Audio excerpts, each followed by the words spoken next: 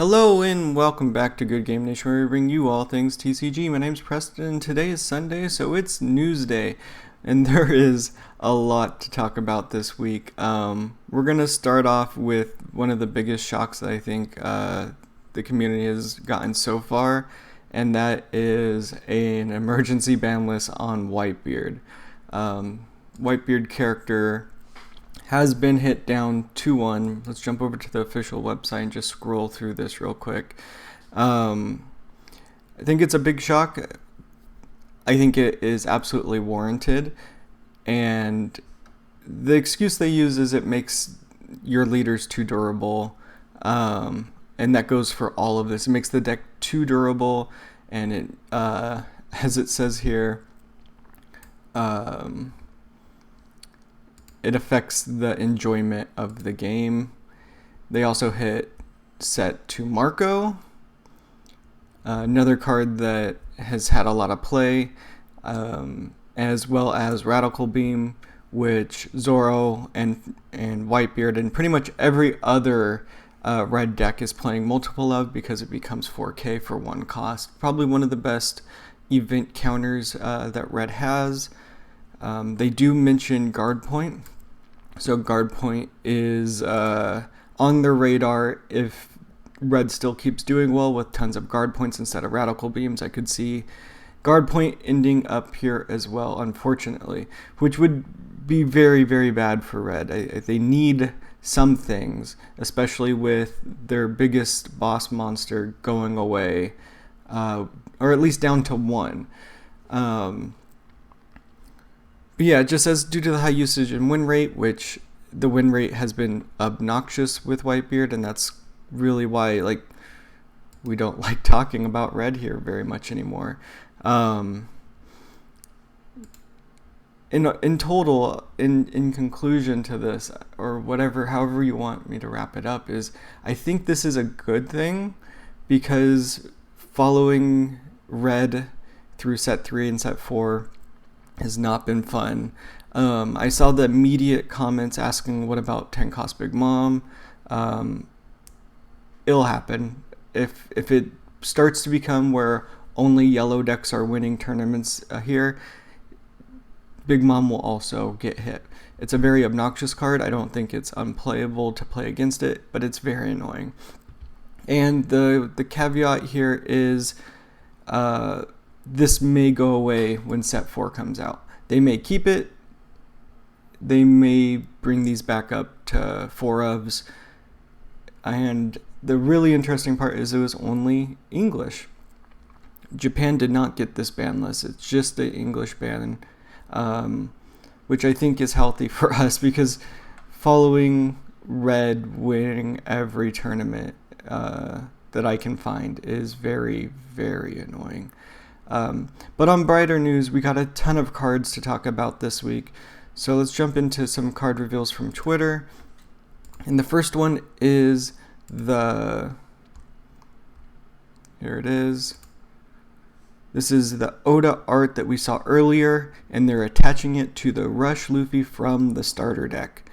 That's not what I expected it to be. I was hoping it was going to be a new card, but a reprint of that card with this art is exciting to get. The background is crazy. We're getting a really cool frame break. Excited to see this reprint. Totally necessary, probably not, but very exciting nonetheless. Moving up here, we got Kuma. Let's find Kuma's on here. Alright, so as always, I use Discord as a translation. That Discord's always linked in the description down below.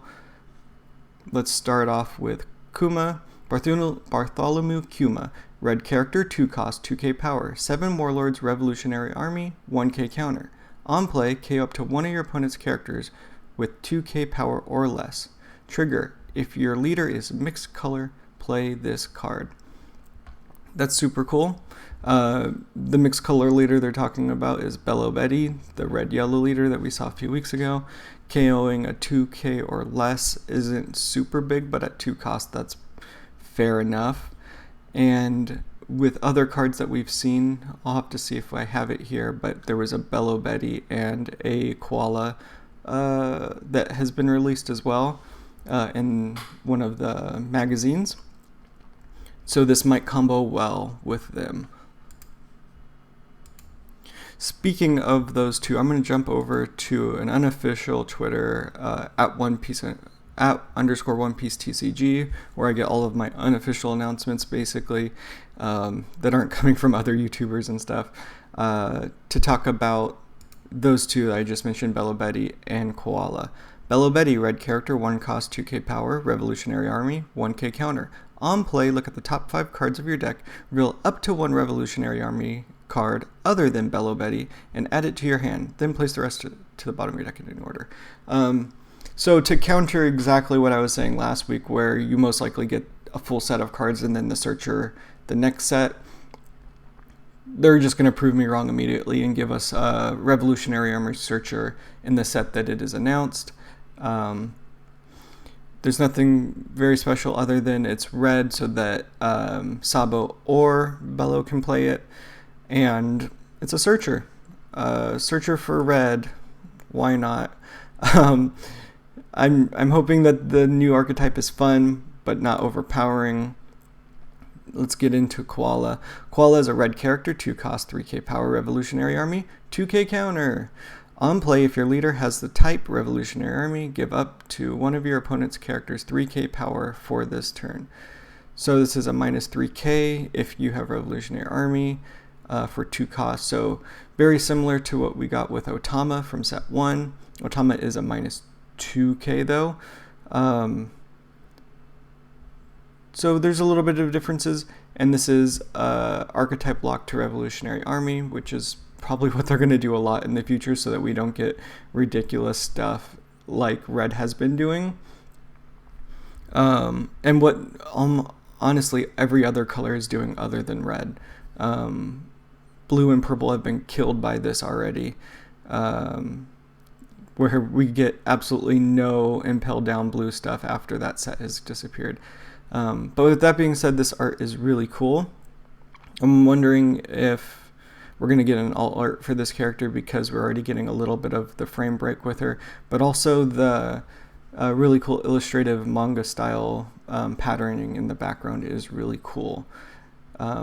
Let's move back to the official Twitter so that we can swing through the rest of these cards, because there's a lot. Oh, there they are. I didn't think they were there. Alright, moving on to Eustis Kid. Eustis Captain Kid, purple character, 5 cost, 6k power, Kid Pirates. Blocker. Your turn, once per turn, when a Dawn card from your field is returned to your Dawn deck, add 1 Dawn from your Dawn deck as active, 1k counter. So this is really interesting. There's a lot of minuses in purple. As we've already seen and as we'll always see with purple, it's minus Dawn to ramp Dawn. That's kind of like their archetypes is minusing and then also adding ramp, so that makes more sense. This is really interesting because it just says your field is returned when the errata for like Magellan and stuff was on the entire board. So I wonder if this will be translated as when any Dawn is removed from the board, ramp 1 on your turn.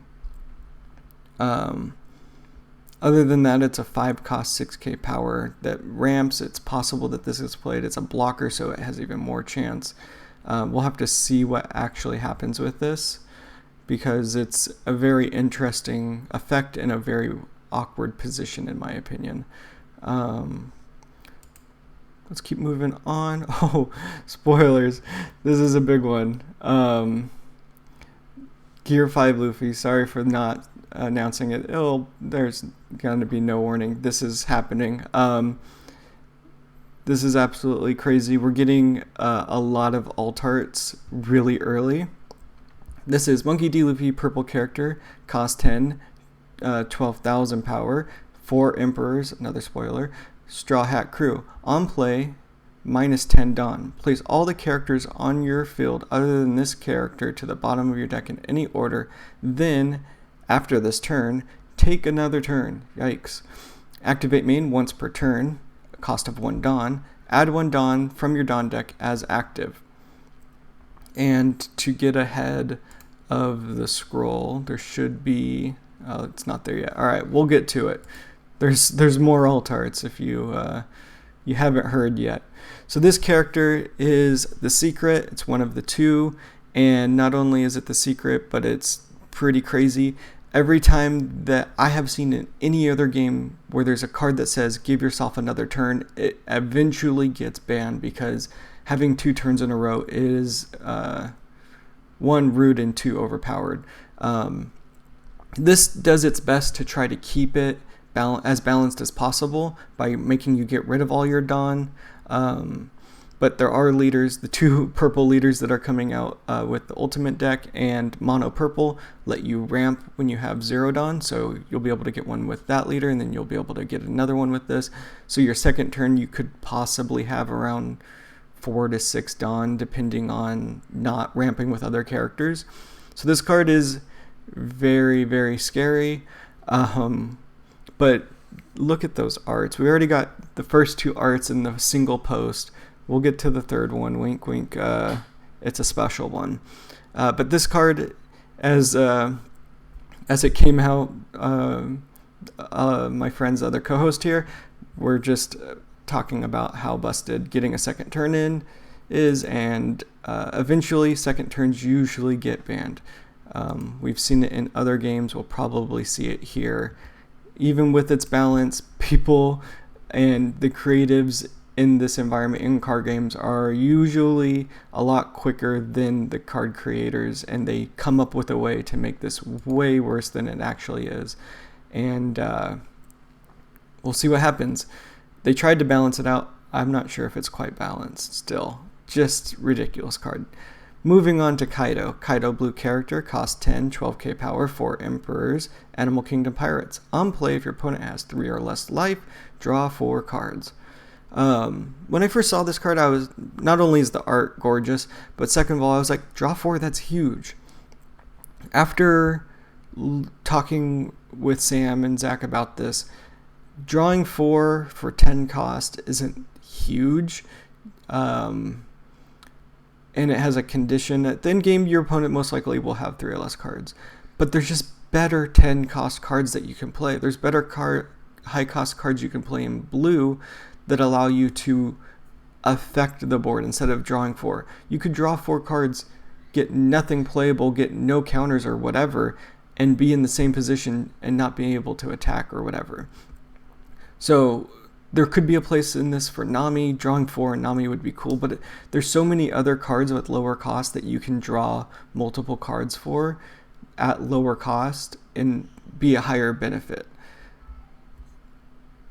Maybe I'm just pooping on this because the Luffy was so much more exciting, but I don't know. We'll see how that goes. Gorgeous art nonetheless. Moving on to Trafalgar Law. Trafalgar Law, purple character, 3 cost, 5k power, Heart Pirates. When attacking, if your opponent has more Dawn cards on their field than you, look at the top 5 cards of your deck, reveal up to 1 Heart Pirate. Type card, add it to your hand, then place the rest at the bottom of your deck in any order. Very awkward searcher for the Heart Pirates. I think it makes sense that it's Law. Unfortunately, the biggest character in that whole crew is Law. Everything revolves around him or Beppo. But getting Law as the searcher is really interesting. So far, it doesn't say that you can't find another Law with this character, so that's interesting. But the restriction of making sure that your opponent has more Dawn than you to get that search is really weird. We haven't seen that quite yet. And it's on attack, so it's not on play, so you'll be able to use this multiple times if you can keep your opponent's Dawn higher than yours. It's awkward, and at least the Heart Pirates have a searcher, so you can start pulling out all of the Heart Pirate stuff that has come out that has kind of been orphaned and had nowhere to go. So there it is. That's the next one. So this is what I was talking about earlier. We got the manga alt art of Gear 5 Luffy, and the art, let's see if we can get a decent side of that. The background panels are all of his other gear transformations from the very beginning. Gear 2, there's Gear 3 that's just underneath my layout. Gear 4 is in the bottom corner. And it looks like it's the first use of each of those gears, which is a very, very, very cool way to do this manga panel. That's it. That's the top of the list. Very exciting week, and it's all due to One Piece Day in Japan. All of these cards were revealed on a stream. I'll put the stream in the description down below. They have a actual manga panel shown on stream, so you can see those and get their reactions, which were great. There was also an English dub over where they had commentators talking about what was happening in Japan in Japanese, so that you can get the English translations right off of them and get their reactions. The Japanese ones were way bigger and way more exciting, so that link will be a little bit higher in the description. But that's all I have for you this week. Thank you all for watching. If you liked it, give us a thumbs up. If you want to get more One Piece TCG news, hit that subscribe, and we'll see you next time. Peace.